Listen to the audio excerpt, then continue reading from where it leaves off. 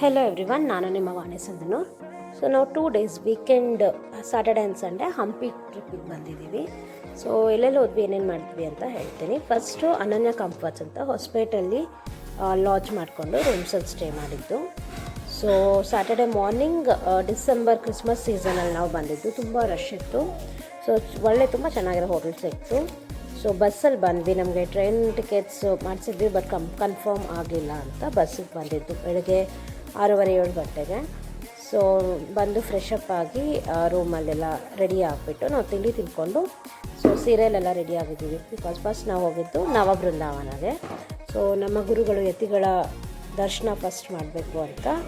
So ನವಬೃಂದಾವನ ಹೆಸರೇ ಹೇಳಂಗೆ 9 ಯತಿಗಳ ಬೃಂದಾವನ ಇಲ್ಲಿರೋದು. So ಅಲ್ಲಿ ಹೋಗ್ಬಿಟ್ಟು ಒಂದು ಬೆಳಗ್ಗೆ 10:30 ಏನೋ ಇಲ್ಲಿ ರೀಚ್ ಆಗಿದ್ದು. ನಾವು ಬೋಟಲ್ಲಿ ಹೋಗಬೇಕಾಗತ್ತೆ. ನವಬೃಂದಾವನಿಗೆ ರಸ್ತೆ ಇಲ್ಲ. ಸೊ ನವಬೃಂದಾವನಿಗೆ ಬೋಟಲ್ಲೇ ಹೋಗಿ ಬೋಟಲ್ಲೇ ಬರಬೇಕು. ಮುಗಿಸ್ಕೊಂಡು ಅಲ್ಲಿ ಹನುಮ ಭೀಮ ಮಧ್ವ 3 ದೇವರ ಒಂದೇ ಮೂರ್ತಿಯಲ್ಲೇ 3 ದೇವರ ಅವತಾರನ ನೋಡ್ಬೋದು ನಾವು. ಸೊ ಇಲ್ಲಿದೆ ನೋಡಿ, ಈ ದೇವಸ್ಥಾನವನ್ನು ವಿಸಿಟ್ ಮಾಡಿಕೊಂಡು ಅಲ್ಲೇ ಆನೆಗೊಂದಿ ರಾಯರ ಮಠದಲ್ಲಿ ತೀರ್ಥ ಪ್ರಸಾದ ವ್ಯವಸ್ಥೆ ಮಾಡಿದ್ರು ನಮಗೆ ಅಂತ ಅಲ್ಲಿ ಮುಗಿಸ್ಕೊಂಡ್ವಿ. ಸೊ ಇದು ಫಸ್ಟ್ ವಿಸಿಟ್ ಮಾಡಿದ್ದು. ಬೆಳಗ್ಗೆ 10:30 ಒಂದು 12:30ವರೆಗೂ ಇಲ್ಲಿದ್ವಿ. ದೆನ್ ಊಟ ಮುಗಿಸ್ಕೊಂಡು 2 o'clockವರೆಗೂ ಇದೊಂದೇ ಪ್ಲೇಸ್ ಆಯಿತು. ಇದು ಪ್ಲಸ್ ದೇವಸ್ಥಾನ ರಾಯರ ಮಠ. ಸೊ ಸೆಕೆಂಡ್ ಇದು ನಾವು ಹೋಗಿದ್ದು ಅಂಜನಾದ್ರಿ ಬೆಟ್ಟಕ್ಕೆ. ಸೊ ಇಲ್ಲಿ ಹನುಮಂತ ಹುಟ್ಟಿರೋ ಸ್ಥಳ ಇದು. ಅಂಜನಾದ್ರಿ ದೇವಿ ಅಂದರೆ ಆಂಜನೇಯನ ತಾಯಿ. ಸೊ ಅಂಜನಾದ್ರಿ ಬೆಟ್ಟಕ್ಕೆ 600 ಸ್ಟೆಪ್ಸ್ ಇದೆ. ತುಂಬ ಸ್ಟೀಪ್ ಆಗಿದೆ. ಸೊ ನಾನು ನನ್ನ ತಂಗಿ ಕಾರಲ್ಲಿ ಮಕ್ಕಳನ್ನ ನೋಡ್ಕೊಂಡ್ವಿ. ಬೇರೆಯವರೆಲ್ಲ ಅಲ್ಲಿ ಹೋಗಿ ಬಂದರು. ಸೊ ಟ್ರೆಕ್ಕಿಂಗಿಗೆ ತುಂಬ ಒಳ್ಳೆ ಪ್ಲೇಸ್ ಇದು. ನೆಕ್ಸ್ಟ್ ನಾವು ಹೋಗಿದ್ದು ಪಂಪ ಸರೋವರ. ಅಲ್ಲಿ ಶಬರಿ ರಾಮಾಯಣದಲ್ಲಿ ನೋಡ್ತೀವಲ್ಲ, ಶಬರಿ ಕೇವ್ ಕೂಡ ಇದೆ. ದೆನ್ ನೆಕ್ಸ್ಟ್ ವಿಸಿಟ್ ಮಾಡಿದ್ದು ದುರ್ಗಾದೇವಿ ದೇವಸ್ಥಾನಕ್ಕೆ. ತುಂಬ ಪ್ರಾಚೀನವಾದ ದೇವಸ್ಥಾನ ಇದು.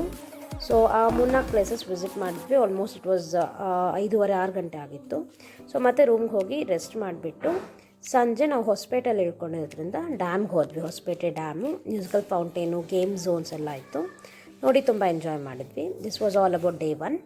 Then day 2 Sunday. Next day ಬೆಳಗ್ಗೆ ಎದ್ಬಿಟ್ಟು ಫ್ರೆಶ್ ಅಪ್ ಆಗಿ ಒಂದು 10:30 ಹಾಗೆ ಫಸ್ಟ್ ನಾವು ವಿಸಿಟ್ ಮಾಡಿದ್ದು ವಿಜಯ ವಿಠಲ ದೇವಸ್ಥಾನಕ್ಕೆ.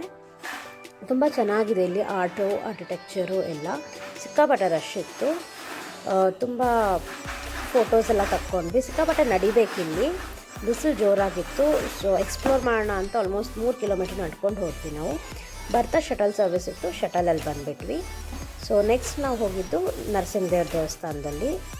ಇಲ್ಲಿ ನೋಡಬಹುದು ನರಸಿಂಹದೇವ್ರ ತೊಡೆ ಮೇಲಿರೋ ಲಕ್ಷ್ಮೀ ದೇವಿ ಮೂರ್ತಿನೇ ಇಲ್ಲ. ಸೊ ಬಹಮನಿ ಸುಲ್ತಾನ್ಸ್ ಕಾಲದಲ್ಲಿ ಅವರು ತುಂಬ ಡಿಸ್ಟ್ರಾಯ್ ಮಾಡಿದ್ದಾರೆ ನಮ್ಮ ಆರ್ಟ್ ಫಾರ್ಮ್ಸ್ ಎಲ್ಲ. ಸೊ ಅಲ್ಲೇ ಒಂದು ಶಿವಲಿಂಗ ಕೂಡ ಇದೆ ಆ್ಯಂಡ್ ನರಸಿಂಹದೇವ್ರ ದೇವಸ್ಥಾನ. ಇದನ್ನು ವಿಸಿಟ್ ಮಾಡಿಬಿಟ್ಟು ಕ್ವಿಕ್ಕಾಗಿ ನಾವು ನೆಕ್ಸ್ಟಾಗಿ ಹೋಗಿದ್ದು ಯಂತ್ರೋದ್ಧಾರ.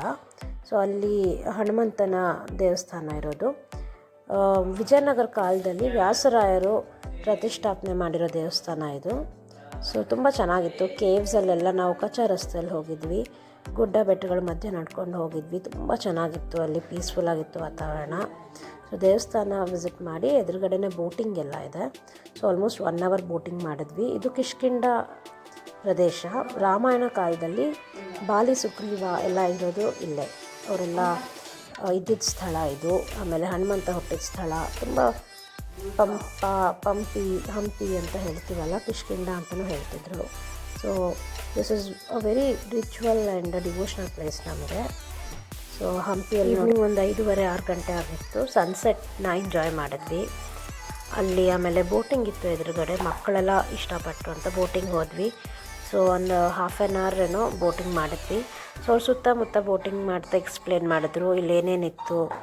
ಸುಗ್ರೀವ ಮತ್ತು ವಾಲಿ ಮೀಟ್ ಆಗಿರೋ ಪ್ಲೇಸು, ಹನುಮಂತಗೆ ರಾಮ ಸಿಕ್ಕಿರೋ ಪ್ಲೇಸು, ಸೊ ಎಲ್ಲ ಏನೇನು ಅಂತ ತೋರಿಸ್ಕೊಟ್ರು. ಸೊ ತುಂಬ ಎಂಜಾಯ್ ಮಾಡಿದ್ವಿ. ಎಷ್ಟೊಂದು ತಿಳ್ಕೊಂಡ್ವಿ ಹಂಪಿ ಬಗ್ಗೆ. ಕಿಷ್ಕಿಂಧ ಫಸ್ಟ್ ರಾಮಾಯಣ ಕಾಲದಲ್ಲಿ, ಆಮೇಲೆ ಪಂಪಾಗಿ ಕೊನೆಗೆ ಹಂಪಿ ಆಯಿತು.